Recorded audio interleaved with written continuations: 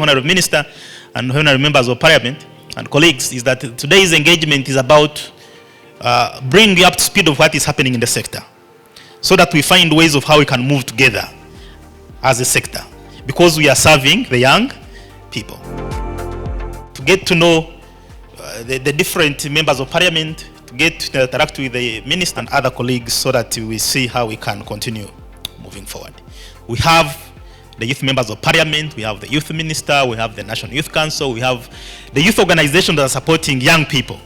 But we need to find a way of how we can speak with one voice, so that then we are able to serve our young people. A key output for us as the Parliamentary Forum today and the members of Parliament is to understand the work that you are doing, and then understand quick areas of plugging in to support that work and be involved on ground. We want to make sure that there is that working relationship between all of us, especially in this space of the young people, such that when we put our heads and our voices together, I can assure you we'll get the space that we want at Parliament.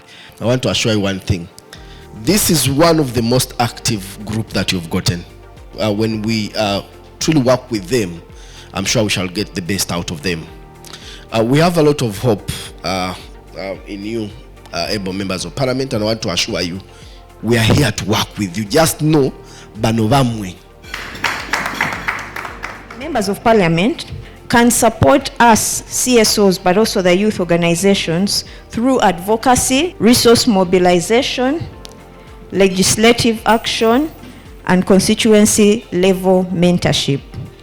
We believe that your participation in this will allow to bridge the gap between the grassroots youth initiatives and the national policy frameworks.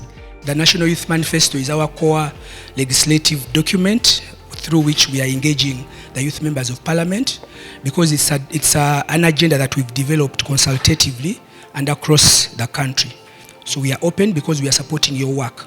In the Faraja model, we cannot talk about youth having voices without talking about youth economic empowerment.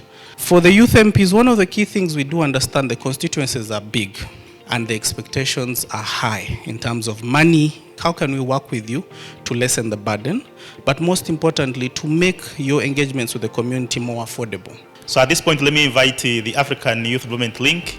These are the key 5 flagship issues that we feel our MPs can run away with. That is decent jobs, quality education, mental health, SRHR, meaningful youth participation, and investment in digital transformation. Every year we pass tax laws to raise resources, having conversations now around climate finance.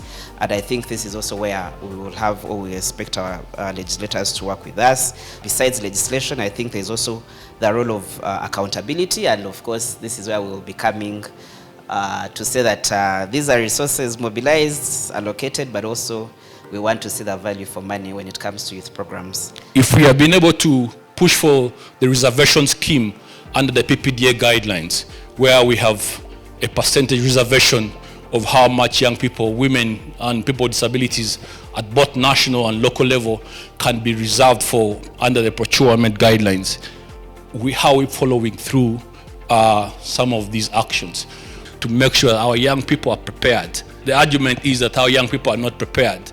The question is, where are these young people? And they majorly want to enhance the civic competences of young people, but also find ways of how you can increase meaningful engagement of young people, so that they are able to influence public policies, but also influence the legislative agenda. Honorable members, in case you have a question, in case you have any submission that may want to pass to us. Thank you very much. Yes, Honorable. How can young people be empowered to move beyond complaints and actively contribute solutions to community challenges? There is usually what we say, that we are involving young people, but to what extent of involvement do we bring them on board? I thank you. I don't want to be a politician to come in the room, tell young people, you know what we are doing well, babysitting. We need to talk about where on our side as young people, where we are going wrong. The government is putting everything for us, but we are not progressing. Meaning there is a problem that we need to address as young people and a youth organization. 60% of people, of Ugandans, are just below 18. The UK is going to be dealing with a serious crisis in 10 years' time. I think Uganda is headed for the same. Because right now we just, react when we see young people behaving in ways we don't understand, when we see the culture of young people today. But it's only that the stakeholders are looking at young people when they become youth. All of us as stakeholders should pick interest in the young people, in our brothers and sisters below our age, in the children we are giving birth to. And I want to commit myself. Programs that are in that direction, I would want to learn and to also make a meaningful contribution. So there is a huge problem around there. I think sustainably, if we are to address youth issues, let's catch them young. We are coming up with the youth legislative agenda, so we have to work together such that we all hold each other accountable. If we know what you're planning to do, we can incorporate those things. As long as we do not know them, we will end up doing different things from you. One of the things that we should seek to do is find 1 or 2 issues that all of us agree on that we will collectively push. We will even come up with a mechanism of tracking progress. We are happy that we have noted much of what you are doing. We are committed to working with you, and we want our forum to be the biggest in Parliament. What are we collectively doing wrong? I promise from our side, as the members of Parliament, through the Parliamentary Youth Forum, we shall come up with our legislative agenda and our major 2 priorities on what we need to work on. Allow me to invite our youthful minister. When people say Uganda's population is young, they imagine that we must be performing better than any other country out there, because they know that the young people have the energy. But the problem is we are not translating that energy into productivity, economically and in all aspects. So I am ready to work with you. Your team is focused, and I am also here to support you. So I will also consult you where you see us also not doing as we should to help you. Feel free to correct. I'm a young person, and learning is every day, okay?